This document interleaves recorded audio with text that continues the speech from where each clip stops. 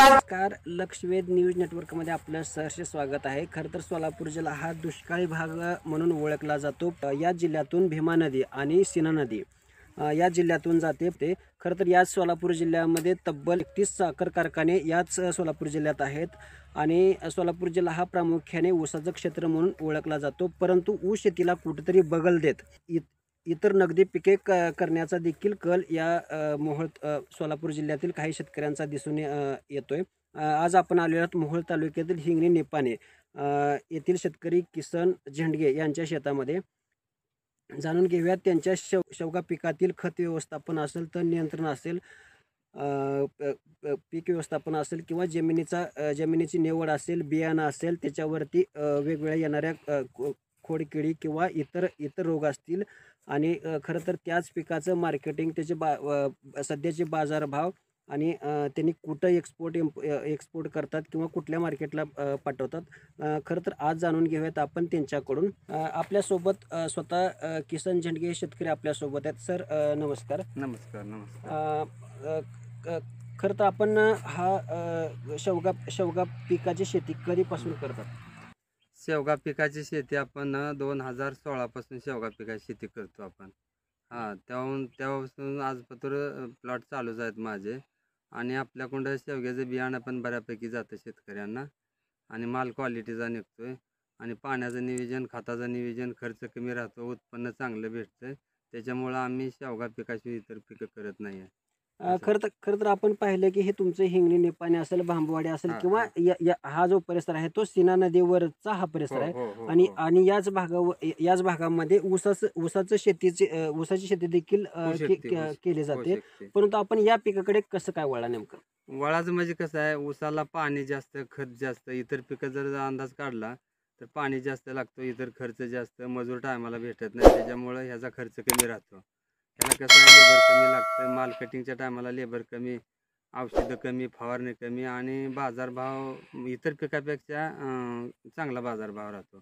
आता बी आमचं प्लॉट चालू होतं बघा. आता कालचं कटिंग आहे आमचं 55 रुपये किलोनं जाग्यावरचं आणि आपला माल जागेवरच देतो आम्ही. इथं लोकल मार्केटला पुणे, मुंबई, सोलापूर नाही पाठवत, चेन्नईला माल जातो आपल्या इथनं प्लॉटवरनं. जाग्यावरनं व्यापारी आपल्या पण माल कटिंग करायचा, 40 किलोची पॅकिंग करणे, त्यांची गाडी येते आणि माल पॅकिंग करून घेऊन जातील माल. सर मला सांगा, आपण हा शेवगा ज्यावेळेस लागवड केला त्यावेळेस किती बाय किती त्याची लागवड केली आणि कोणत्या व्हरायटीचं निवडलं आपण? बियाणं म्हणजे कसं आहे, आता पहिला आमचा जुना प्लॉट होता, मग त्या प्लॉटमध्ये आता ह्या बियाण्यामध्ये काय होतं, शेतकऱ्याचा गैरसमज वेगळा होतो. आता काही जणांकडून किलोवर जर बियाणं घेतलं त्या शेतकऱ्यांना तर त्याच्यामध्ये 50% ते 60% नराचं प्रमाण राहतं. जर समजा एखाद्या शेतकऱ्याला प्लॉट लावायचा झाला आणि नराचं बियाणं जर 50% आलं तर शेतकऱ्याला प्रॉफिट म्हणजे असं नुकसान जास्त होतं, बागेला माल कमी लागतो नराचं बियाणं जास्त आलं तर. मग आम्ही काय केलेलं आहे, पहिला जे जुना प्लॉट होता त्याच्यामध्ये मादी झाडं 3 होती. त्या 3 झाडाचा माल शेंगा पाठीमागं ठेवून त्याचं निवडक बियाणं तयार करून नंतरनं परत ही 2 एकर प्लॉट लावलेला आहे. आणि ह्याच्यातलं पण बियाणं आम्ही शेतकऱ्यांना कसं देतो, आता काही जण लांबनं प्लॉटवर येते, ते प्लॉट बघायला येते, ते काय पोस्टानं मागतात, काय कुरिअरनं मागतात, सर्वांना बियाणं आपण पोच करतो. पण बियाण्याची थोडी वेगळी सिस्टम आहे आपली. आपण किलोवर बियाणं कोणाला देत नाही, निवडक मादी झाडाचं बियाणं द्यायचं, गॅरंटेड द्यायचं. जसा आपला प्लॉट आहे तसा त्या शेतकऱ्याचा प्लॉट आला पाहिजे ह्या हिशोबाने आम्ही निवडक बियाणं 3 रुपयाला एक बियाणं ह्या हिशोबाने आम्ही बियाणं शेतकऱ्यांना देतो. आपण जमीन नेमकी कशी निवडली यासाठी? नाही, जमीन म्हणजे कसं आहे, आता समजा आपली जर माळरानाची जमीन असेल तर 10 बाय ही अंतर 10 ठेवायचा, 10 बाय 5 अंतर राहू द्यायचा माळरानाची जमीन असेल तर. आणि जर आपली मोठी जमीन काळवटीची जमीन असेल तरी बी चालेल, काळवट्याच्या जमिनीला आपण अंतर ठेवायचं आहे, 12 बाय 6 अंतर ठेवायचं आहे आणि ह्या हिशोबाने लागवड करायची, काही अडचण येणार नाही आहे. काळी जमीन जर असेल तरीही चालतं, फक्त पावसाळ्यामध्ये पाणी लागणारी जमीन नसावी. इतर कुठलीही जमीन आपली चालू शकते शेवगा. आता जी आपण ही व्हरायटी निवडली ही कोणती व्हरायटी? ओडिसी 3 म्हणून व्हरायटी आहे ही. 1 नंबर वाण आहे. शेंगेची लांबी सरासरी 2 फूट 2.5 फूट शेंगेची लांबी राहते आणि बघू शकता तुम्ही ह्या पद्धतीचा माल राहतो बागेला, सेटिंग चांगली होते. खरं तर आपण पाहिले की ओडिसी 3 ह्या किसन झेंडगे या शेतकऱ्यांनी ही व्हरायटी लागवड केल्यात. खरं तर आपण जाणून घ्याव्यात की याची लागवड आपण कुठल्या महिन्यामध्ये केली? लागवडीचं कसं आहे, ह्याचं 12 महिने, शेवगा पिकाची 12 महिने कधीही आपण लागवड करू शकतो. असं काय नाही ह्या महिन्यात करावी त्या महिन्यात करा, 12 महिने कधीही लागवड करू शकतो. तसं मग 2 हंगाम आहेत. मे जूनला लागवड, ज्या शेतकऱ्याला पाण्याची कमतरता आहे त्या शेतकऱ्यांनी मे जूनला लागवड करावी शेवगा पिकाची, असं आहे. आणि जर समजा उन्हाळ्यामध्ये पाण्यासोरचे असेल तरी उन्हाळ्यामध्ये पण करू शकतो ह्या शेवगा. ज्यावेळेस आपण लावलं लागणीपासून पीक काढेपर्यंत हा किती कालावधी जातो साधारणपणे? लागणीपासून आता ही आपली व्हरायटी आहे. बियाणं लावल्यापासून 5.5 ते 6 महिन्यामध्ये माल हार्वेस्टिंगलाच येतो. 5.5 ते 6 महिन्यामध्ये कटिंगला माल येतो बियाणं लावल्यापासून. असं काय नाही लागवड करायची वर्षानं माल येतो असा विषय नाही. ही जी व्हरायटी आहे 5.5 ते 6 महिन्यामध्ये माल तोडणीस तयार होतो ह्या पिकाचा, असा आहे. ही लागवड करण्यापूर्वी नेमकी शेतीची मशागत असेल ती कशा प्रकारे केली पाहिजे? त्याचं बोध जे आहे ते किती बाय किती वरती सोडलं पाहिजे? आणि त्या ज्यावेळेस आपण बियाणे लावतो त्याच्यामध्ये काय शेणखत असेल किंवा बेसल डोस वगैरे काय नाही टाकावं असं लागतं तर काय नाही बरं का. ह्या पिकाला खतं जेवढी कमी असतील तेवढं फायद्याचं राहतं. फक्त 12x6 छोटंसं बेड सोडून घेणे, आणि ज्याच्याकडे बेड सोडायची उपलब्ध नसेल तर बिगर बेडचं सुद्धा आपण 12x6 लागवड करू शकतो. आणि नंतर 2.5-3 महिन्याची रोपं झाल्यानंतर बी बेड थोडं शेणखत घालून बेसळ घालून बेड करू शकतो, असं काय नाही. आणि बेडच असा विषय नाही. बियाणं लावल्यानंतर 2.5-3 महिन्यानंतर बेड केलं तरी सुद्धा चालतं, काही अडचण येत नाही. खरं तर आपण पाहिलं की कुठल्याही प्रकारचं शेणखत किंवा बेसळ खत न टाकता देखील ह्या व्हरायटीची लागवड आपण करू शकतो. खरं तर मला सांगा, ज्यावेळेस आपण लागवड करतो त्याच्यावरती ज्यावेळेस ही व्हरायटी लागवड केल्यानंतर 2-2.5 महिन्याची रोपं झाल्यानंतर त्याच्यावरती काही खोड आळी किंवा खोड किडा किंवा रोगाचा प्रादुर्भाव या व्हरायटीवर होतो नेमका? नाही तसं तर व्हरायटी कुठलंही पीक असू दे, शेती पिकावरती अटॅक प्रत्येक ह्याचं रोगाची येतात, पण प्रमाण ह्याच्यावरती कमी आहे. आणि ह्याचं कसं आहे, फक्त सुरुवातीचा काळ म्हणलं तर पानं गुंडाळणारी आळी एवढाच विषय येतो, आणि वातावरण चेंज झालं तर बुरशी. मग एवढे 2 स्प्रे जर घेत राहिलो लय गरज नाही. कसं कंट्रोल करता याच्यावरती? कंट्रोल म्हणजे आपल्याला बुरशीनाशक म्हणतर आपलं साधं M45 आहे, 22 आहे, रोको आहे, साप आहे, ही बुरशीनाशक वापरू शकतो आपण. आणि आळीसाठी म्हणतर इमामेक्टिन आहे. परतनं जर पुढे जाऊन म्हणतं 92 औषध आहे.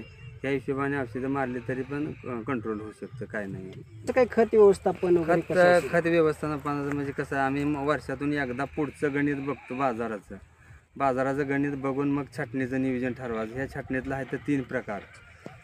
जर समजा आपल्याला छाटणी केल्यानंतर 3 महिन्यातच माल पाहिजेत असेल तर लाईट छाटणी घ्यायची, 6-7 फुटावरनं लाईट छाटणी. आणि 5 महिन्यात माल घ्यायचा असेल तर 3 फुटावरनं पंजा छाटणी घ्यायची. आणि 6-7 महिन्यात माल घ्यायचा असेल तर खरड छाटणी घ्यायची. ह्या छाटणीचे 3 प्रकार आहेत. आणि ही छाटणी झाल्यानंतर जे गबाळ निघणार आहे आपलं, आता 2016 पासून आपण शेवगा करतो, हे गबाळ जे निघतंय छाटणीचं, एक लाकूड हे आम्ही बांधावरती टाकत नाही. सगळं छाटणीचं गबाळ ह्याच्यामध्ये घ्यायचं, लोटावेटर 2-3दा मारायचं, त्याचंच खत तयार होतं. आणि खत तयार झालं, पाऊस पडला, गांडोळाची संख्या ऑटोमॅटिकली जमिनीत वाढते, जमिनीचा पोत सुधारतो. आणि हे जी छाटणी केलेलं हीच बुकटा जी होतो ते आम्ही ट्रॅक्टरच्या साहाय्यानं बेडला घेतो. बेडला खत भरल्यागत होतं आणि गांडोळाची संख्या वाढते. आमचा रासायनिकचा खर्च एक 10%च आहे म्हणलं तर चालेल. 99% आम्ही ह्याच्यावरतीच आहे, ह्याचाच बेवड. ही छाटणी केलेलं गबाळ कुटा करायचं आणि बेडला घ्यायचं. त्याचं पाणी नियोजन काय नेमकं? पाणी नियोजन म्हणजे सुरुवातीचा काळ जोपर्यंत आपल्या बागेला फ्लावरिंग येत नाही तोपर्यंत पाण्याचं नियोजन अॅक्युरेट ठेवलं पाहिजे, कमी पाणी ठेवलं पाहिजे. जास्त पाणी झाल्यास कळी निघणार नाही आपल्या प्लॉटला. पाण्याचं नियोजन महत्त्वाचं आहे. आपलं थोडं खतं औषधं कमी जास्त झालं तर ह्या पिकाला चालू शकेल. ज्या टायमाला आपल्या बागेला माल भरपूर लागेल त्यावेळेस पाणी वाढवायचं. तोपर्यंत पाणी 15 मिनटं 20 मिनटं 2 दिवसातून एकदा त्या हिशोबाने पाण्याचं नियोजन ठेवावं लागणार आहे. जी लागवड आहे ही साधारण किती एकराची लागवड आहे आपल्याला? की आता 2 एकरावरती प्लॉट आहे माझा. 2 एकरावरती प्लॉट आहे. 2 एकरामध्ये किती रोपांची संख्या किती आहे साधारण? रोपाची संख्या 750 ते 800, 750-800 रोप एकरी बसते आरामशीर. 1600-1700 रोपं आहेत आमची. आता ह्या 2 एकरामध्ये बघा, माल कालच्या मंगळवारी काढलो आम्ही जागेवर व्यापाऱ्याला, चेन्नईच्या व्यापाऱ्याला दिले. 2 टन 2.25 टन माल हप्त्याला आमचं निघते. 7वी-8वी दिवशी कटिंग येतं ह्या प्लॉटचं, 7वी-8वी दिवशी. आणि एकरी टनभर माल आरामशीर तुटतो, माल भरपूर निघतो. खरं तर आपण पाहिलं की याचं हार्वेस्टिंग जे आहे प्रत्येक वीकली किंवा प्रत्येक आठवड्याला येतं. आपण कॅमेरामॅनला विनंती करू की आपण बघू शकतो की ही व्हरायटी आता याचंच कटिंग हे उद्या परवा होणार आहे. परवा होणार आहे. खरं तर आपण खत व्यवस्थापन पाहिलं, पाणी व्यवस्थापन पाहिलं आणि प्रति एकर या झाडांची संख्या देखील आपण पाहिली. पण एप्रिल मे हा तीव्र उन्हाचा काळ असतो आणि ऑगस्ट सप्टेंबर हा म्हणजे पूर्णपणे पावसाचा काळ असतो. तर ह्या पावसाळ्यातील 2 महिने आणि उन्हाळ्यातील 2 महिने या रोपांची कशी काळजी घेतली पाहिजे किंवा कोणत्या अडचणी आहेत या 4 महिन्यामध्ये? या पिकाला कसं आहे उन्हाळ्यामध्ये अडचण एवढी येत नाही आहे. समजा तुमच्या ह्या पिकाला 2 महिने जर पुरेसं पाणी जर नाही दिलं 2 महिने तरी झाड वाळत नाही, हवेतून पाणी आकर्षित करतं. उन्हाळ्यामध्ये अडचण येत नाही. ज्या टायमाला पावसाळा राहतो त्या टायमाला मात्र थोडी अडचण येते.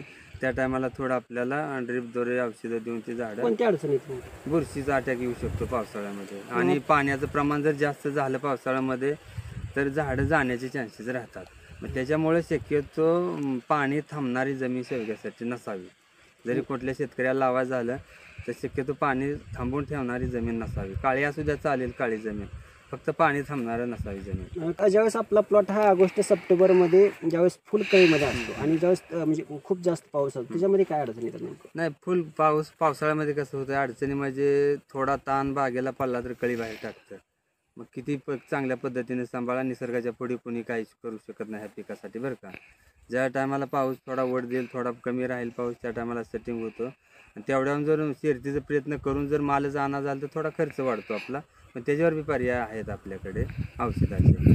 कळी बी आणू शकतो, माल बी सेटिंग करू शकतो आणि सगळ्याच्या आधी मार्केटलाही माल पाठवू शकतो. असं आता हे आपला माल आहे ते 160 रुपये 155 रुपये किलोनं माल चालू झालेला आहे कटिंग किलोचं. शेतीमधील कोणतंही पीक असू द्या त्याचं गणित हे नेमकं फायदा आणि तोटा ह्या तत्वावरच चालतं.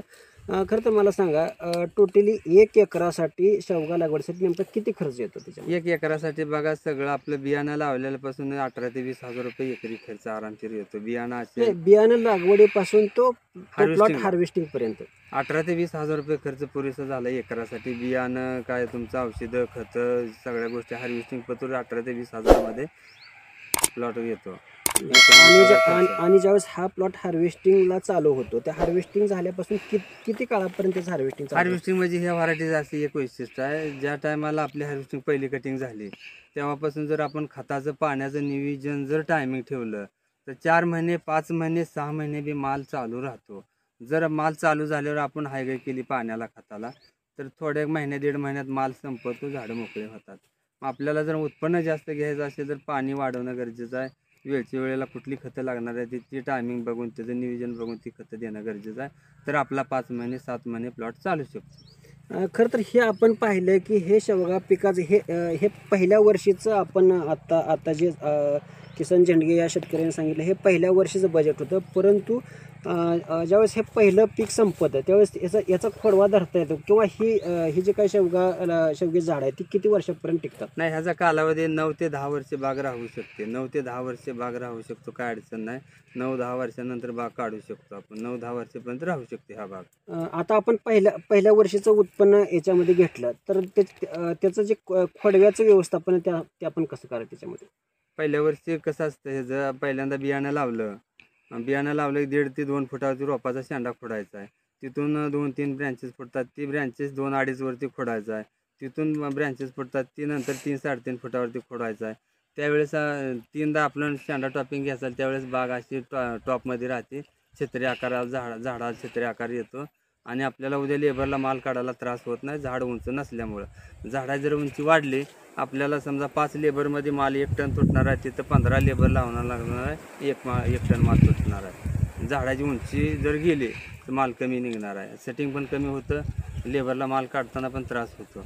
त्याच्यामुळं झाडाची उंची शेंडं टॉपिंग करून आटोक्यात ठेवणं फायद्याचं आहे. त्यावेळेस हे असं खाली टेकतं, लेबरला माल उरकतो तोडाला असं आहे त्याचं. खरं आपण पाहिलं की हे पहिल्या वर्षीमध्ये 18 ते 20 हजारामध्ये पहिल्या वर्ष म्हणजे बियाण लागवडीपासून हार्वेस्टिंगपर्यंत जो प्लॉट आहे तो 18 ते 20 हजारामध्ये तो पूर्ण होतो. खरं तर आता ग्रामीण भागामध्ये बघायला गेलं तर सगळ्यात महत्त्वाचा प्रॉब्लेम येतो तो म्हणजे लेबरचा. लेबरसाठी आपण काय करता? नाही, लेबरचं अडचणी येते पण ते कसं आहे ह्याला लेबर लई लागत नाही. मग ती मग तुम्हाला काय बोललो, जर आपला बाग उंच गेला तर 5 लेबरमध्ये काम होणार आहे तिथं 15 लेबर लागणार आहे. मग 15 लेबरची गरज नाही. आपण जर बागाचं पहिल्यापासून शेड्यूल जर व्यवस्थित ठेवलं तर झाड उंच राहत नाही. 15 लेबर लागायचे तर 5 लेबरमध्ये आपली एकरी 1 टनभर माल आरामशीर तुटतो. त्याच्यामुळे लेबरची काय अशी अडचण नाही. आणि असा बी विषय आहे की इतर पिकाला जसं लेबर लागतं, औषधं खतं फवारण्या काय बाकीचं जे आहे तेवढं ह्याला लेबरची गरज नाही. लेबर त्यावेळेस लागतं ज्यावेळेस हार्वेस्टिंग चालू होतं, त्यावेळेस आपल्याला लेबर लागतं. ह्याच्या व्यतिरिक्त लेबर लागत नाही. आपण आरामशीर फवारणी बाकीच्या गोष्टी ट्रॅक्टरनं मशागत होऊ शकते, बाकीची काय अडचण येऊ शकत नाही याला. 2016 पासून ह्या शेवगा लागवड करत आहात, तर पर एकर ह्याचं नेट प्रॉफिट हे नेमकं किती राहतं? आता ह्याचं कसं राहतं, हे शेवगा पिकाचं म्हणण्यापेक्षा शेतकऱ्याचं जे जे पीक आहे त्याचं बाजारावरती गणित राहतं अवलंबून. फक्त आपल्या डोक्यात काय राहायला पाहिजे द्यास की आपण ॲव्हरेज जास्तीत जास्त कसा काढायचा. आपण ॲव्हरेज जर जास्त काढला, बाजार किती बी कमी असू द्या पैसे होणारच, त्याला वही नाही. आता समजा आपला बाजार आहे 100 रुपये किलो आणि मालच आपला 200 किलो जातो, कसे पैसे होणार? मग 200 किलो माल जाऊन उपयोग नाही, आपला माल टन भरत तुटला पाहिजे.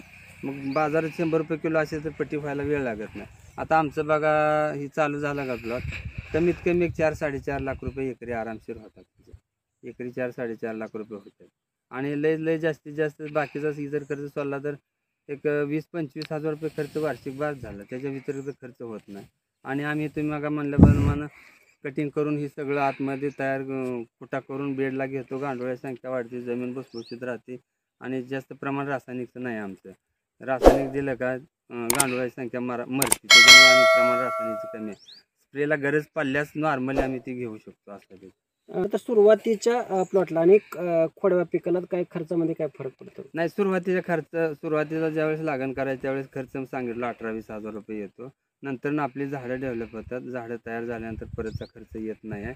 एक 10-12 हजार रुपये खर्च आपला स्प्रे असेल, थोडं बेसल डोस असेल तेवढा येऊ शकतो. सुरुवातीला बियाण्याचं थोडं फवारणीला काळजी घ्यावी लागते, सुरुवातीला झाड तयार होईपर्यंत. एकदा झाड तयार झालं एवढे रिस्क नाही ह्या पिकामध्ये. हे शेतकरी स्वतः तर शेवग्याची लागवड करतातच, परंतु आपल्या शेतीची प्रेरणा इतर देखील शेतकऱ्यांनी घ्यावी याच उद्देशानं त्याने आपल्या शेतामध्ये डेव्हलप केलेल्या शेवगा शेतीतील बियाणाची विक्री देखील करत असल्याचं दिसतंय. परंतु हा कुठलाही बिझनेस नाही. खरं तर बियाणं विकणं हा त्यांचा बिझनेस नाही, शेती हा त्यांचा मुख्य बिझनेस आहे. परंतु इतर शेतकऱ्याला देखील त्याची प्रेरणा मिळावी, इतर शेतकऱ्यांनी देखील फायद्याची शेती करावी याच उद्देशानं त्यांनी बियाणं देखील उपलब्ध करून देत असतात. आणि खरं तर हे बियाणं ज्यावेळेस एखाद्या शेतकऱ्याची डिमांड, ज्यावेळेस त्या शेतकऱ्याची मागणी असेल त्याच वेळेस ते बियाणं इतर शेतकऱ्यांना देखील पुरवतात. काय नेमकं म्हणजे ही कल्पना कशी सुचली? कारण इतर पिकामध्ये आपण बघतो की एखाद्या शेतकऱ्याने एखादं पीक केलं तर त्याची माहिती किंवा त्याचं खत व्यवस्थापन असेल, त्याचं रोग नियंत्रण असेल हे देखील कोणी सांगत नाही. परंतु आपण स्वतः शेवग्याची लागवड करत असतात. एकरी 3 ते 4 लाख रुपये आपण या शेतीमधून प्रॉफिट कमवता आणि याच उद्देशानं आपण इतर शेतकऱ्यांनी देखील या आदर्श शेतीचा लाभ घ्यावा आणि त्याच्यापासून त्या शेतकऱ्यांना स्वयंपूर्ण होऊन जास्तीत जास्त उत्पन्न काढावं याच उद्देशानं आपण बियाणं देखील माफक दरामध्ये देतात. नेमकी ही कल्पना आपल्याला कशी सुचली? कल्पना म्हणजे कसं होतं, सुरुवातीचा काळ आपण टमॅटो, वांग, कलिंगड, खरबूज ही अशी पिकं वेगवेगळी तरकारी करायचो. त्या टायमाला काय व्हायचं, खर्च व्हायचा 50,000 आणि उत्पन्न यायचं 20,000. ह्या अशा अडचणी यायच्या शेतकऱ्यांना किंवा मला असू द्या. ज्यावेळेस आपण शेवगा सुरुवातीचा काळ आपण 1 एकर 2016ला 1 एकर लागवड केली. मग त्यावेळेस 1 एकरामध्ये जे पैसे झाले तेव्हापासून आपल्या 2016पासून जमिनीतून शेवगा नाही काढला, कंटिन्यू शेवगा तेव्हापासून. आणि ह्याचं कसं आहे, खर्च कमी राहतो, औषधाचा खर्च कमी, लेबरचा खर्च कमी. आणि आता लेबरची तर लय अडचण आहे, लेबर टायमिंगला भेटत नाही. आता इतर पिकं करायची म्हणजे लेबर भेटत नाही, लेबर भेटलं तर बाजाराची तर गॅरंटीज नाही शेतकऱ्याच्या कुठल्याच पिकाची. मग असं आहे की आपलं गणित, ह्याला खर्च कमी, पाणी कमी, मग उत्पन्न एखाद्या वेळेस थोडं कमी आलं, बाजार कमी आला तरी चालेल, फक्त लॉस होत नाही ह्याच्यामध्ये. त्याच्यामुळे काय जणांचं कॉल येते तर आम्हाला बियाणं पाहिजे, मग पोस्टानं पाठवायचं, कुरिअरनं पाठवायचं. आणि काही जण जवळचे ती येते, ती प्लॉट बघते, ती बियाणं घेऊन जाते ती. मग त्यांना सांगायचं बाबा बियाणं नाही, अशा सिस्टमने लागवड करा. लागवड केल्यानंतर जोपर्यंत हार्वेस्टिंगला माल येत नाही तोपर्यंत त्यांचा जसा कॉल येईल तसं कॉल घ्यायचा, माहिती सांगायची, हे औषध असं द्या, पाणी असं सोडा, ही करा. प्रत्येक शेतकरी दिवसातून 25-30 शेतकऱ्याचं कॉल घ्यावं लागतात मला. त्याच्यामुळे सगळ्याला माहिती आहे, जसं आपण करतो त्या सिस्टमने सगळं शेतकऱ्यांना सांगायचं. कारण का तर तो बी शेतकरीच आहे, आपल्यामुळे बियाणं घेऊन गेलेलं असतं. त्याच्यामुळे माहिती सगळ्याला रिअल कंडिशन पद्धतीने सांगायची. ज्यावेळेस शेतकऱ्यांना देतात ते नेमकं म्हणजे कसं म्हणजे अर्धा एकरासाठी 1 एकरासाठी किती क्वांटिटी अर्धा किलो नाही, आता समजा 1 एकर लावायचं म्हणजे 1000 बिया एकरी बाद झाल्या तुम्हाला. एकरी 3000 खर्च येणार आहे बियाण्याला फक्त. हां, समजा 2 एकर लावायचं म्हणजे 2000 बियाणं, 6000 रुपये खर्च. जसं तुमचं क्षेत्र वाढेल तसं बियाण्याचा खर्च वाढणार आहे. आणि असं मला तर म्हणायचं आहे की जे नवीन शेतकरी त्यांना लावायचं आहे त्यांनी 1 एकरापासून सुरुवात करावी. 1 एकरामध्ये जर माहिती आली तर तो शेतकरी 5 एकर 10 एकर पुढं टप्प्याटप्प्यानं वाढवू शकतो. खरं तर किसन झेंडगे या शेतकऱ्यांनी सांगितलं की ज्यांना नवीन लागवड करायची आहे त्यांनी स्वतः या प्लॉटवरती अगोदर व्हिजिट करा, त्याच्यानंतर आपला प्लॉट बघा, त्याच्यातील काही ड्रॉबॅक्स असतील किंवा त्याच्यामधील काही झाडाचं अंतर असतील किंवा झाडामधले जी क्वांटिटी असेल त्या शेंगाची क्वालिटी असेल ते अगोदर बघा आणि त्याच्यानंतर मग त्यांच्याकडून हे बियाणं आपण त्यांच्याकडून माफक दरामध्ये खरेदी करू शकता. शेवगा लागवडीपासून ते बाजारपेठेपर्यंत जात असताना त्यांना मदत करणारे त्यांच्या पत्नी देखील आपल्यासोबत आहेत. ताई, काय सांगाल आपण खरं या 2016 पासून आपण शेवगा लागवड करत आहात. खरं तर आपण आपल्या मिस्टरांबरोबर ह्या शेतामध्ये राबत असतात. हो, राबते की मी सगळं करू लागते. खुरपते, सगळं काढते, शेंगा तोडू लागते, सगळा माल पॅकिंग करू लागते, सगळं करू लागते. खरं तर आपण गृहिणी म्हटलं की फक्त चूल आणि मूल याच्यावर न थांबता अगदी आपल्या मिस्टरांच्या खांद्याला खांदा लावून देखील या काम करत असताना आपल्याला दिसतात. कुठले आपण हे कामं करत असताना आपल्या मिस्टरांना आपण कशी याच्यामध्ये साथ देतात? सगळी खातं घालू लागते, परत औषधं सोडायला मदत करू लागते, सगळं विचारून घेते कसं काय करायचं ते सगळी माहिती. मला पण त्यांच्यासारखी माहिती आहे सगळी. ते जरी नसले तरी आम्ही मुलांना घेऊन मी सगळं करते. खातं औषधं सोडतो आम्ही, ड्रिपिंग सगळं करतो. ठीक आहे.